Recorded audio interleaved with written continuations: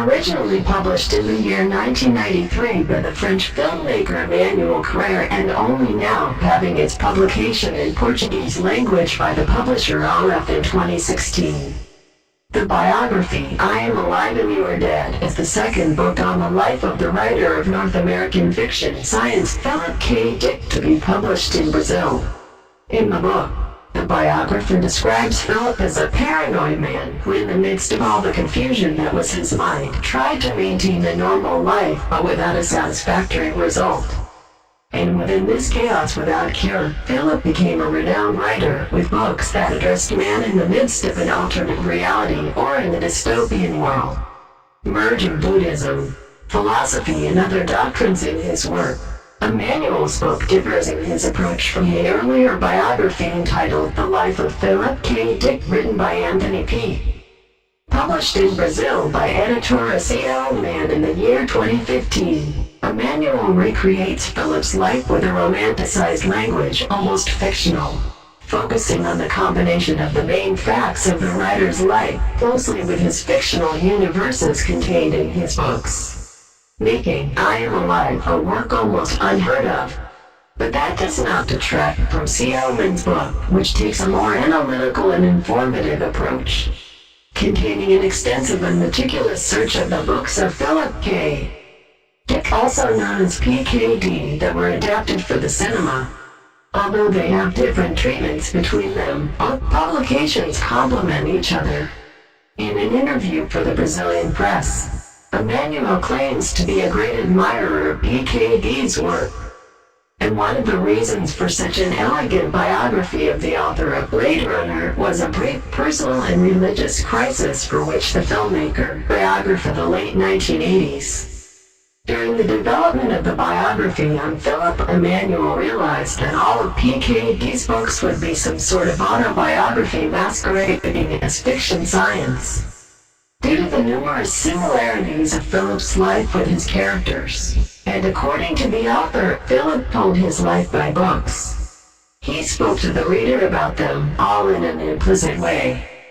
Philip became a writer by chance, an activity he kept in his spare time.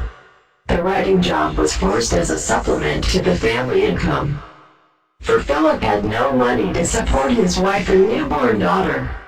And in his life as an author of sci-fi, he did not have the recognition of his works. Despite receiving praise for Ubik, 1969, The Man from the High Castle, 1962, and Valis, 1981.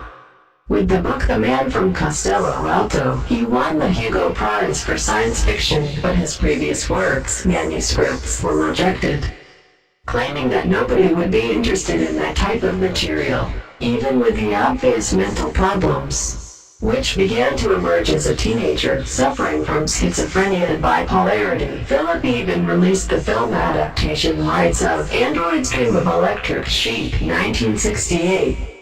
Which gave rise to Blade Runner, 1982, film that made him a cult author later. In his personal life, he went through 5 marriages, all of them trouble, due to his mental health that prevented him from having some harmony in his family.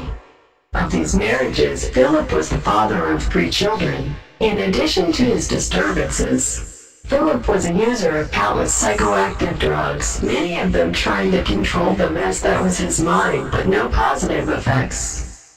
Because of this dependence, Philip went through innumerable hospitalizations in psychiatric clinics. Within these mental instabilities, Philip thought he was being watched by the FBI. One of his wives was affiliated with the Communist Party, and in his chaotic mind, he thought he had a microphone hidden even in the cat litter box.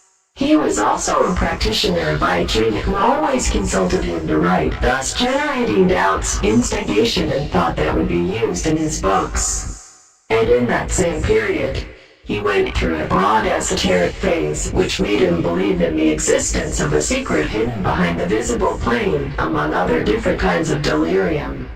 In spite of its brief existence, PKD still generates a great fascination in those that pass for its work, be it through the movies adapted for the cinema, the books that it wrote, or by these endless biographies.